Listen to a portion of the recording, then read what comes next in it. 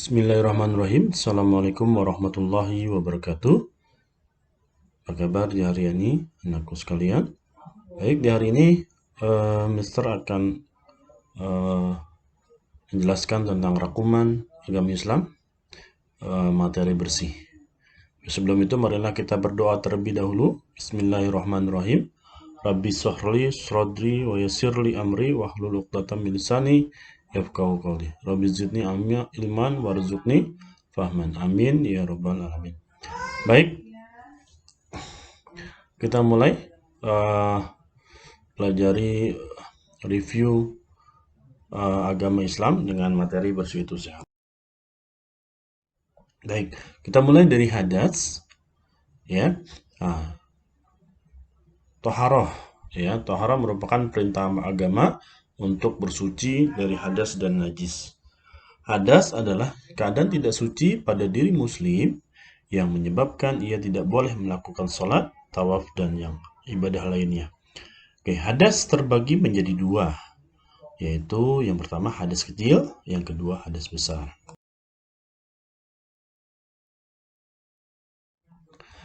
Hadas kecil, ya, hadas kecil artinya adalah atau pengertiannya adalah keadaan tidak suci yang menyebabkan seseorang untuk wudu. Ya, jadi kalau hadas kecil, keadaan tidak suci yang menyebabkan seseorang untuk wudu. Nah, apa sih wudu? Wudu adalah membasuh anggota badan tertentu dengan air suci yang mensucikan, air mutlak, dengan tujuan menghilangkan hadas kecil sesuai syarat dan rukunnya. Ya, air mutlak ini contohnya air sumur, air sungai, ya, air hujan, air embun, ya, air sungai, ya, itu air mutlak. Hal-hal yang menyebabkan hadas kecil. Yang pertama adalah keluar sesuatu dari kubul dan dubur, contohnya pipis, pup, kentut. Yang kedua, hilang akal, contohnya tidur, mabuk, pingsan, ayan, ya. Oke, yang ketiga, bersentuhan kulit antara laki-laki dan perempuan yang bukan mahram. Ya, jadi kalau bukan mahram itu batal. Ya, mahram adalah orang yang haram untuk dinikahi. Contohnya ayah, ibu, adik kakak, saudara kandung, saudara tiri, kakek nenek, paman bibi, ibu susuan, saudara susuan. Nah, itu adalah mahram. Yang keempat, memegang atau menyentuh kubul dan dubur dengan telapak tangan. Wudu. Syarat sah wudu. Yang pertama, harus beragama Islam. Yang kedua, mumayyiz. Mumayyiz adalah anak yang sudah bisa membedakan yang benar dan yang salah. Yang ketiga, memakai air suci dan mensucikan. Yang keempat, tidak ada sesuatu yang menghalangi sampainya air ke kulit. Rukun wudu. Rukun wudu yang pertama niat. Ya, yang pertama niat. Nawaitul wudu'a li rabbil adasil asghar fardhu lillahi ta'ala. Yang kedua, membasuh muka. Yang ketiga, membasuh kedua tangan sampai siku.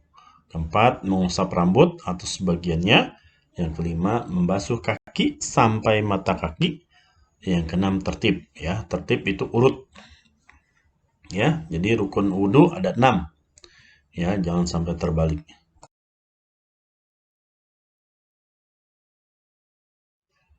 Sunnah wudu. Sunnah wudu yang pertama membaca 2 kalimat syahadat ketika hendak berwudu. Yang kedua, membaca ta'awuz dan basmalah. Yang ketiga, berkumur-kumur. Keempat, bersiwak. Yang lima, membersihkan lubang hidung. Ya. Keenam, menyapu seluruh kepala. Ya, kalau tadi rukunnya menyapu sebagian kepala. Nah, kalau sunnahnya menyapu seluruh kepala. Yang ketujuh, membasuh sela-sela jari dengan jari tangan dan kaki. Yang kedelapan, mendahulukan yang kanan dari yang kiri. 9, membasuh wudu sebanyak 3 kali. Nah, itu sunnah. 10, mengusap kedua telinga. 11, membaca doa sesudah wudu. Hadas besar. Hadas besar adalah keadaan tidak suci yang mewajibkan seseorang untuk mandi janabat. Mandi janabat disebut juga mandi besar atau mandi junub. Mandi junub Mandi janabat adalah menyiramkan air ke seluruh anggota tubuh, mulai dari ujung rambut sampai ujung kaki. Ketentuan mandi janabat. Ketentuannya apa saja? Yang pertama rukun, ya rukun mandi janabat. Rukun mandi janabat hanya dua. Yang pertama niat, yang kedua menyiramkan air ke seluruh anggota tubuh, ya dari ujung kepala, rambut sampai ujung kaki. Sunnah mandi janabat, ya sunnah mandi janabat. Yang pertama sunnahnya membaca basmalah. Jadi sebelum mandi membaca basmalah terlebih dahulu. Yang kedua membersihkan kedua tangan hingga pergelangan tangan. Yang ketiga menghilangkan kotoran pada badan, ya. Nah, jangan sampai ada terhalangi sesuatu, ya airnya masuk ke kulit kita. Yang keempat berwudu, ya sunahkan berwudu terlebih dahulu. Yang kelima menyela-nyela rambut dan jari-jari. Yang keenam mendahulukan yang kanan dari yang kiri. Hal-hal yang terlarang bagi orang yang berhadas besar, ya hal-hal yang terlarang bagi orang yang berhadas besar. Yang pertama sholat, ya. Jadi kalau orang yang berhadas besar itu nggak boleh sholat sebelum dia membersihkan atau mandi janabat. Ya, yang kedua tawaf, ya tawaf itu mengelilingi Ka'bah.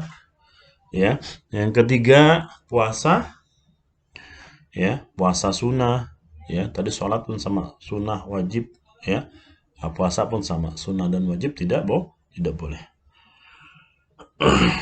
Yang keempat memegang mushaf Al-Quran, ya. Yang kelima menetap di masjid, yaitu yang dilarang ketika kita memiliki hadas besar. Tayamum. Kita ke tayamum. Tayamum adalah sesuatu, ya bersuci. Ya, tayamum adalah bersuci dengan cara mengusapkan tanah dan debu ke muka dan kedua tangan sampai siku, ya.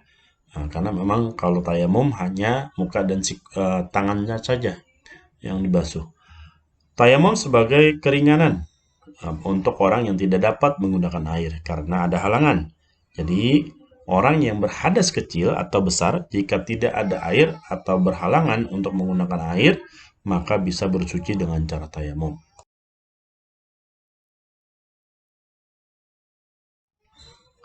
Hal-hal yang membolehkan tayamum, ya yang pertama tidak ada air. Ya, kita sudah cari sana sini, nggak ada. Ya, terus waktu sholat sudah berkumandang, ya azan sudah berkumandang. Nah, itu baru boleh kita melakukan tayamum. Yang kedua sakit, ya sakit jika menggunakan air, sakitnya makin parah, baru kita itu boleh bertayamum. Yang ketiga dalam perjalanan, contohnya naik pesawat, naik bis, ya, nah itu kita bisa bertayamum. Ketentuan tayamum, ya ketentuan tayamum yang pertama ada rukun, ya rukun tayamum, ya rukun tayamum ada 4. Yang pertama niat, ya bacaannya nawaitu tayammuma liistibahati sholati lillahi ta'ala. Aku niat tayamum untuk mengerjakan sholat karena Allah ta'ala. Yang kedua mengusap muka dengan tanah atau debu suci. 3 mengusap kedua tangan sampai siku. Yang keempat tertib. Ya, ingat tertib adalah urut. Jadi niat sampai mengusap kedua tangan sampai siku. Ya, jadi rukun tayamum ada 4, niat, mengusap muka, mengusap kedua tangan sampai siku, dan tertib. Ya, selanjutnya ketentuan tayamum. Yang kedua ada syarat tayamum. Syarat tayamum ada 3. Yang pertama sudah masuk waktu sholat. Ya, jadi ketika azan berkumandang barulah kita bisa melakukan tayamum. Jadi kalau belum, ya harus terus mencari air. Ya. Kemudian yang kedua tidak ada air. Yang ketiga dengan tanah atau debu yang suci. Baik. Sampai sini rangkuman materi agama Islam, ya. Bab bersih itu sehat, bab 4. Nanti lanjut dengan materi 5, yaitu Rasul, ya, Nabi dan Rasul. Ya. Kita akhiri dengan baca alhamdulillah bersama-sama. Alhamdulillahirabbil alamin. Assalamualaikum warahmatullahi wabarakatuh.